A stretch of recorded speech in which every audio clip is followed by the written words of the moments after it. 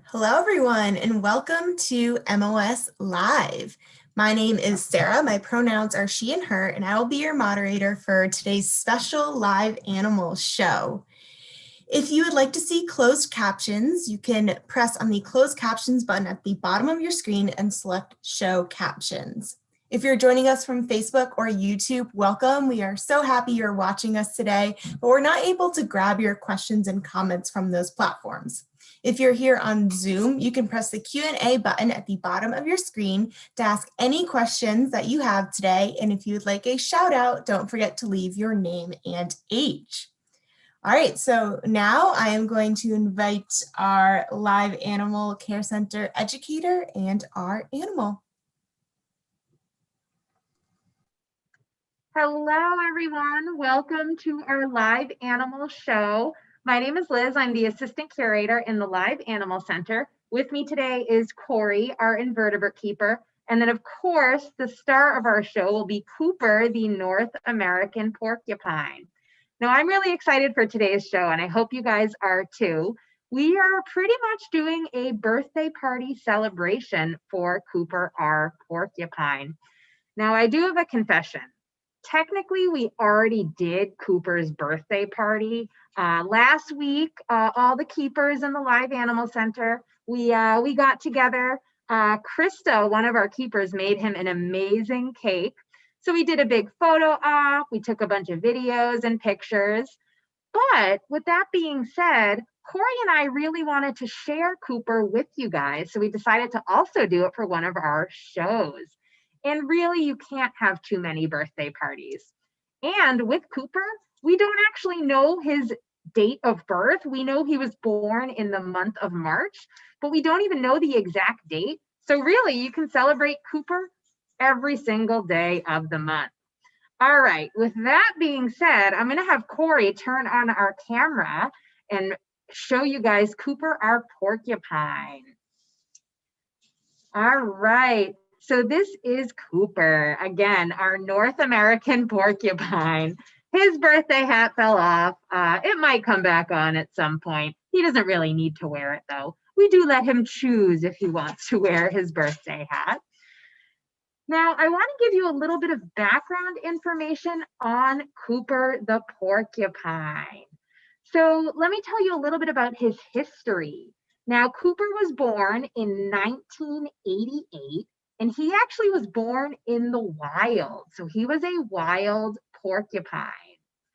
Now, he was born in Maine, and a family actually found him as a young baby, and they assumed, since they saw a baby porcupine, that he was abandoned by his mother.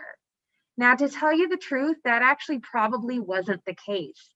Just because you don't see a mother around a baby with mammals out in the wild does not necessarily mean that they are abandoned. Sometimes the mothers have to be out doing other things, so they might not be there at all times. But anyway, the people thought they were doing the right thing. So this family took Cooper home, took him into their house, and they tried to keep him. They noticed pretty quickly that porcupines are not great pets, and it was not a great idea to have him living in their house. So they actually contacted some wildlife authorities, and they took him in. They noticed that this porcupine, Cooper, was way too interested in people. So he became something that is known as imprinted. This is when an animal fixates on humans as being like themselves. So if Cooper were to go back into the wild as that baby, he would have started just approaching people, and that's never good for a wild animal to be that comfortable coming up to people. So it was determined that Cooper was going to need to live with people for his life. And he came to the museum right after that and has been working as an ambassador animal ever since.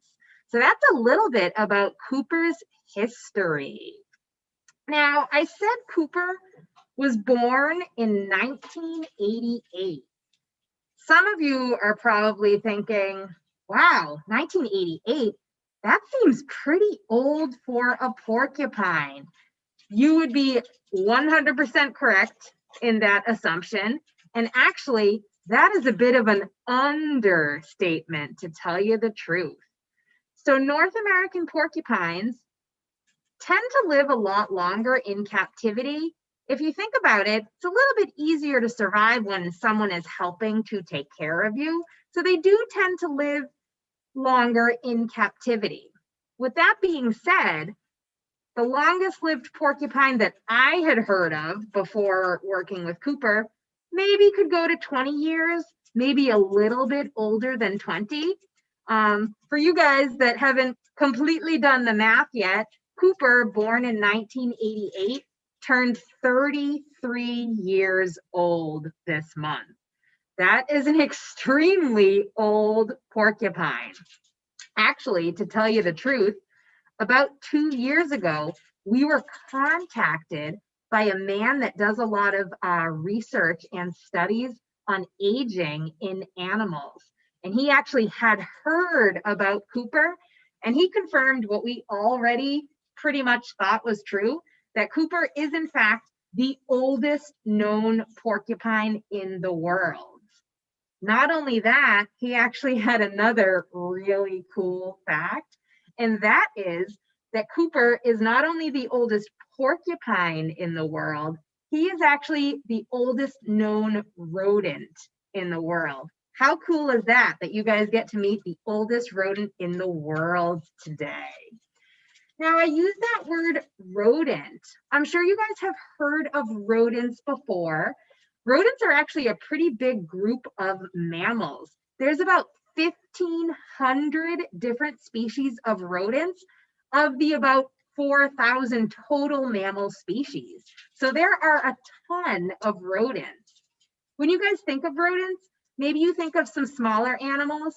There's actually an eastern gray squirrel behind me, if you guys have been good observers. Maybe you think of squirrels, mice, rats, chipmunks, and you would be correct. These are all different kinds of rodents. Porcupines are a pretty big rodent. For a little bit of trivia, they are the second largest rodent you can find in North America. If you guys like rodent trivia, maybe you can impress people with these facts. The largest rodent in North America is another one I'm sure you're familiar with the beaver. And if you want a little bit more rodent trivia, the third largest rodent in North America is one called the woodchuck, also known as a groundhog. Now, one more rodent trivia fact. The largest rodent in the world is a South American rodent called a capybara. If you've never heard of a capybara, never seen one in a zoo, never seen what one looks like, I recommend looking it up on Google Image right now if you have a chance. They are pretty cool looking animals, the largest rodent in the world. Now, any rodent, whether it's a porcupine or capybara that I just mentioned, something like that, they all have one defining characteristic or trait in common. That is a really special kind of teeth. I don't know that we can see Cooper's teeth right now.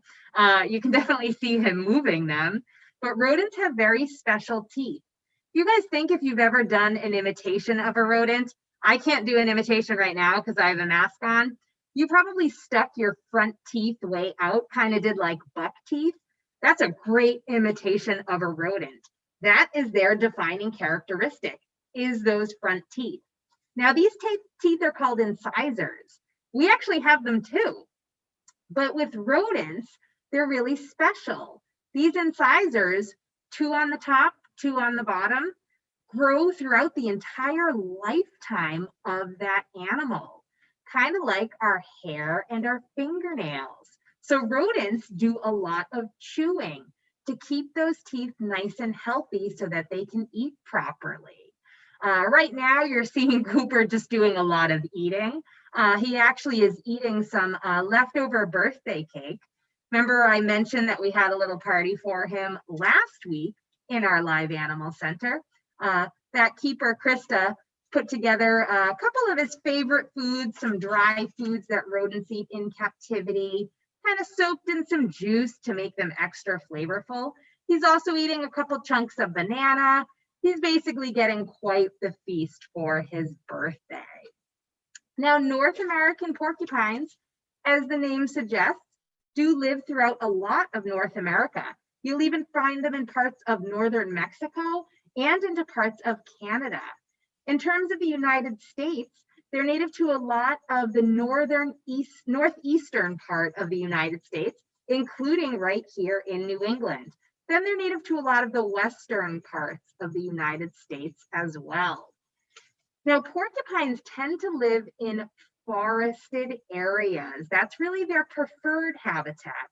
You might find them in some semi-deserts, shrubland in western parts of the US, but forests are going to be their preferred habitat. Now, trees, again, are the habitat of a porcupine and also the main diet of a porcupine. Porcupines in the wild eat mostly tree leaves and tree bark. There aren't too many animals that will eat bark as well. That is a big part of their diet because usually they can't find leftover birthday cake out in the wild. So they do eat mostly trees. Now, this fact that trees are the main habitat for porcupines actually works out pretty well for them because porcupines are great climbers. Now, you're not seeing Cooper the porcupine climb right now. He's sort of perched on this little stump in his enclosure, but he's not really climbing it. Looking at him, you may not think he looks very athletic, but they are, in fact, great climbers. There are lots of different things about their bodies that make them great climbers. One are their claws. That is something you guys have definitely been observing. They have really sharp, almost curved claws that really help them get into thick tree bark. So that's one thing about a porcupine that makes them great climbers. Another is the bottoms of their feet. Now, unfortunately, Cooper's not just going to show us the bottom of his foot on command, but the bottoms of their feet are very textured. So this texture gives them a little extra grip, really helps them climbing up those trees. Finally, porcupines are bow-legged. This actually means that their legs curve out a little bit. So that really helps them when they're hugging onto tree trunks. Makes them kind of waddle a little bit when they walk on the ground. You might see Cooper walk at some point, and you'll notice he kind of bounces back and forth, has a bit of a waddle. That's because of the fact that they are bow-legged. Actually, there's one more feature that makes porcupines a great climber. That is actually their tail.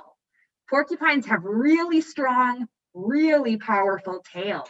So they can use their tails when they're climbing.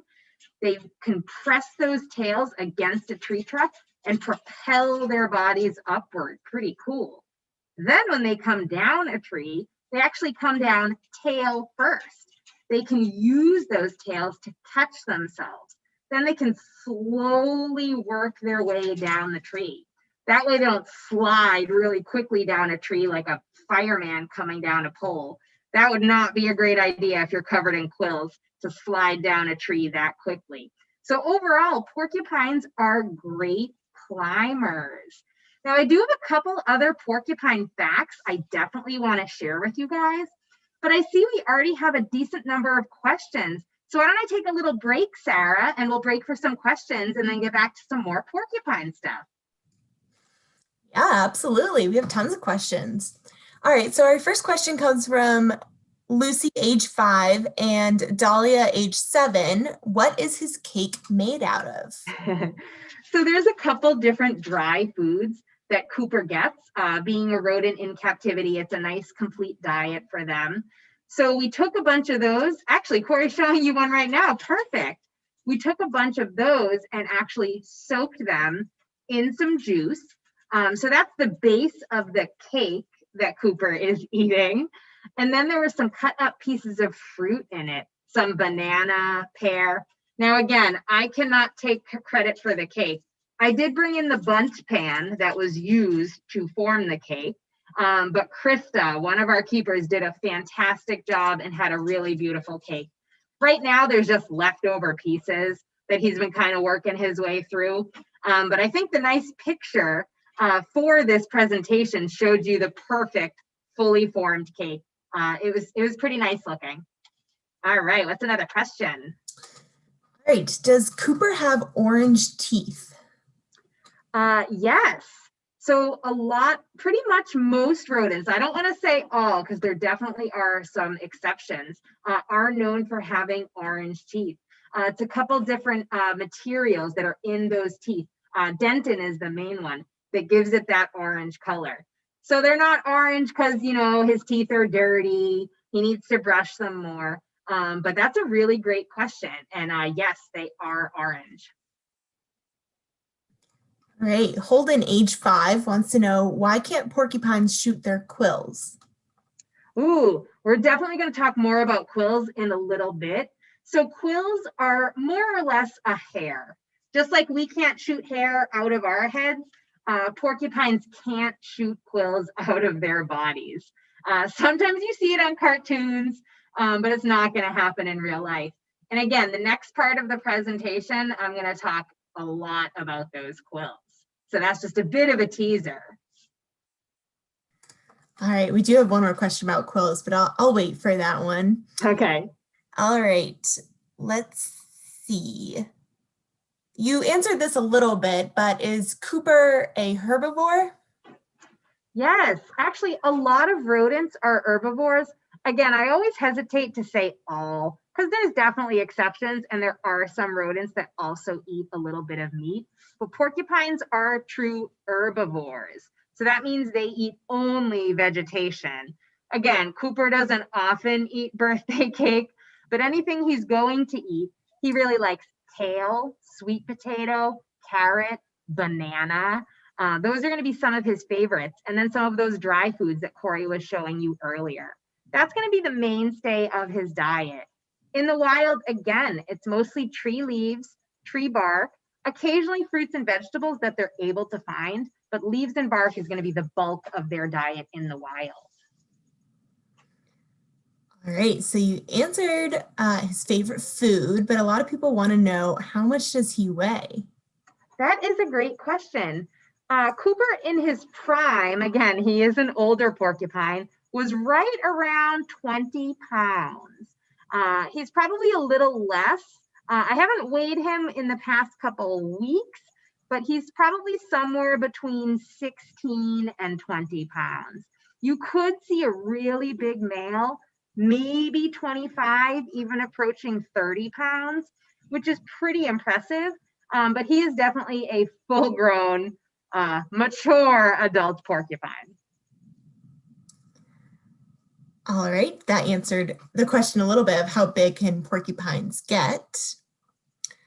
So we've definitely touched on this, but this is such a cool thing that we can talk about it a little bit more. So does Cooper break the world record for the oldest porcupine? He does. Cooper is the oldest known porcupine in the world. And again, not only that, he is the oldest known rodent in the world. Now, with that being said, a lot of rodents are not known for having very long lifespans. I still think it is extremely impressive. We actually were interested when we found out that he definitely was, after this researcher contacted us. We were hoping to get him in the Guinness Book of World Records, but it actually would have cost money. So we know that we have that status. We can be proud of ourselves, but we didn't want to have to pay extra money just to get him in the Guinness Book of World Records.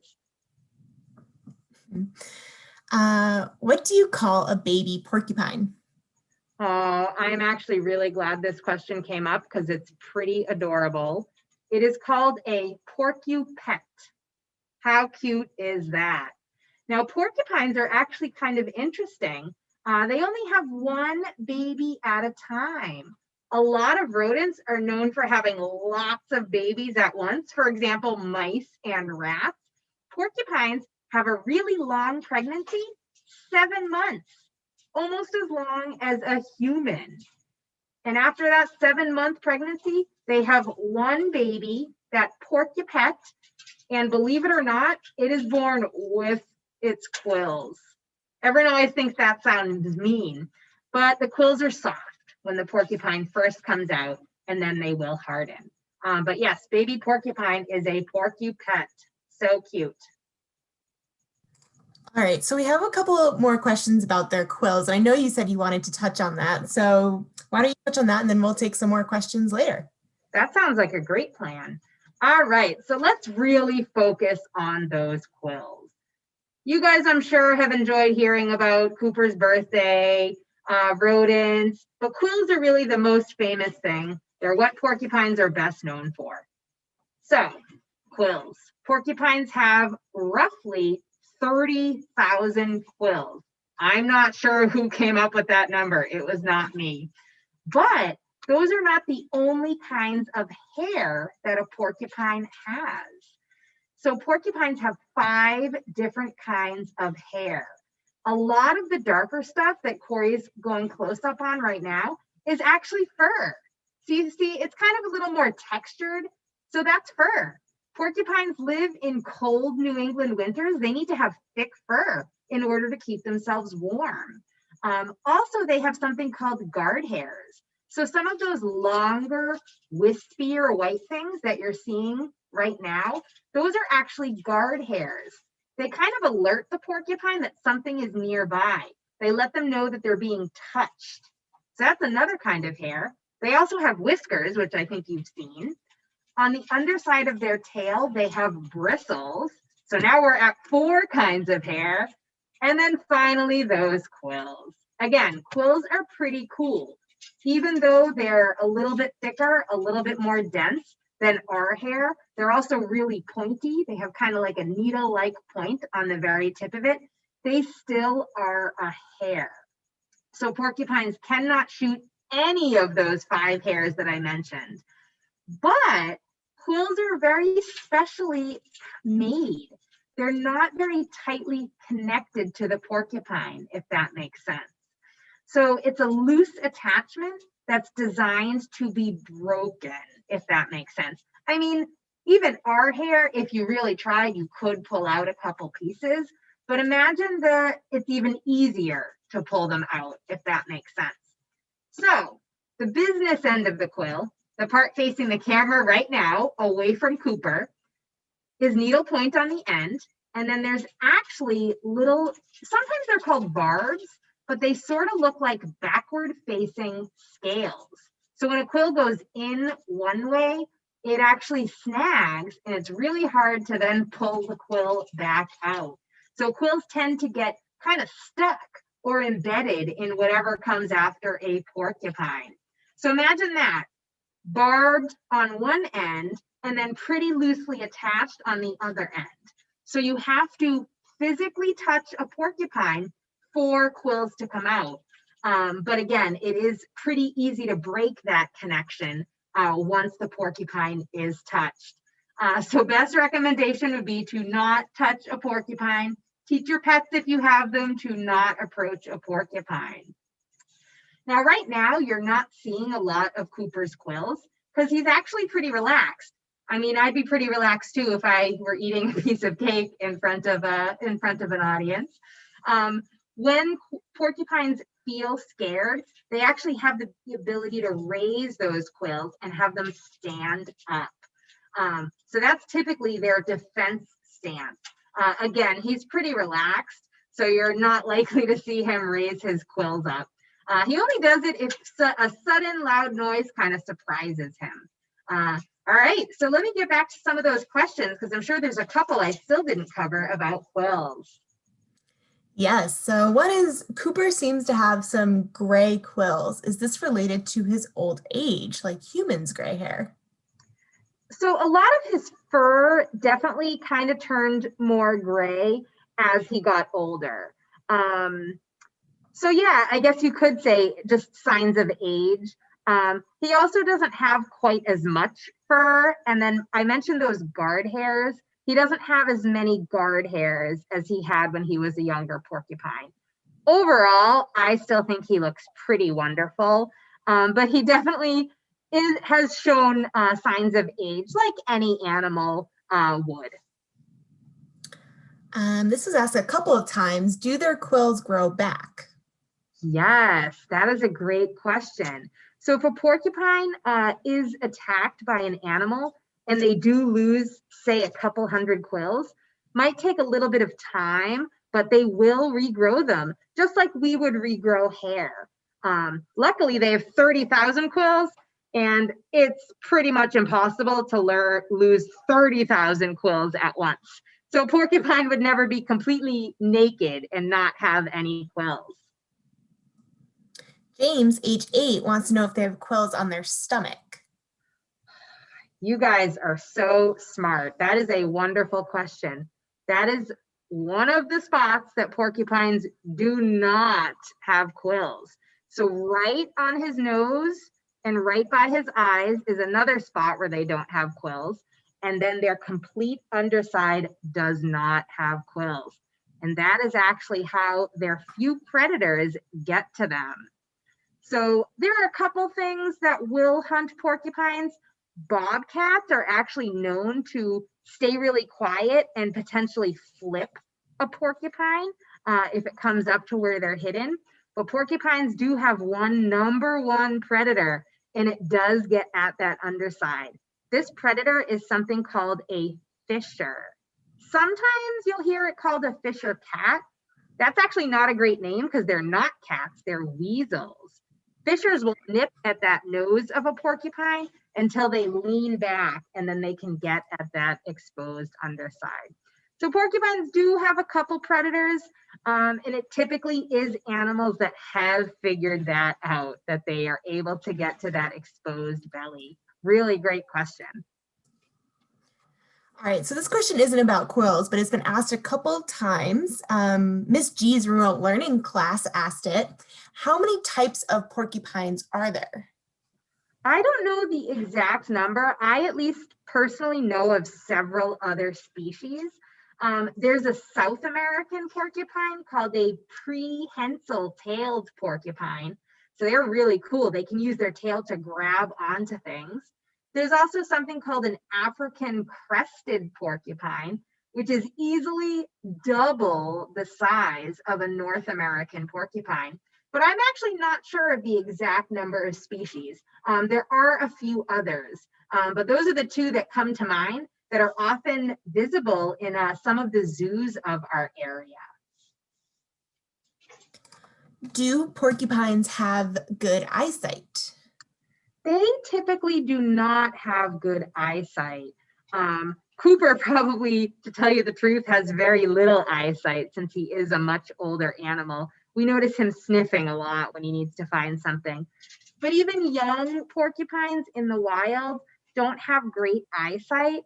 They tend to be nocturnal or active at nighttime.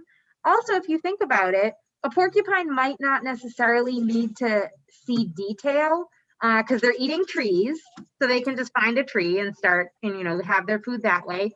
Also, they might not necessarily need to know all the details of the predator that's coming after them. They just need to know that something is coming after them and that they need to defend themselves. So overall, they do not have great eyesight. Awesome. All right. Well, we are out of time for today. So we got to learn a lot about porcupines and Cooper. So everyone say goodbye to Cooper and happy birthday. Bye, guys. Thank you so much for joining us for Cooper's birthday party. Awesome. Thank you all. So here are some more fun facts about Cooper. You can see that beautiful cake with his 33rd birthday on there. So some more fun facts and cool facts, especially that Cooper is currently the oldest known porcupine and rodent. So feel free to take a picture of this, a screenshot, to learn a little bit more about Cooper. So thank you all. We had tons of questions, and I hope that you all enjoyed our special birthday episode with Cooper. If you would like to see all of our virtual offerings, you can head to mos.org/mos@home. And if you enjoyed today's program and any other programs that we put on here at the Museum of Science, you can support the museum by visiting engage.mos.org/welcome. So thank you all so much. Have a great Friday and happy birthday, Cooper.